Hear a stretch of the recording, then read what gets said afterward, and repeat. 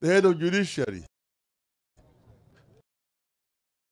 a president in the House. This, in our view, is an irresponsible move. There's supposed to be a dialogue. This dialogue should be held in a neutral place.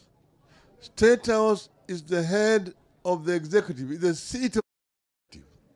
That's where the president resides. If there's going to be a dialogue over issues of governance, it will be held in a neutral ground. This means by the executive.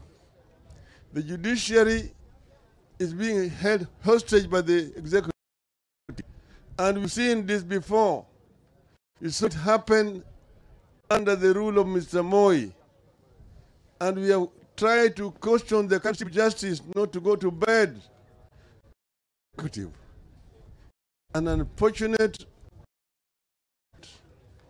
and we hope that the rest of to be compromised.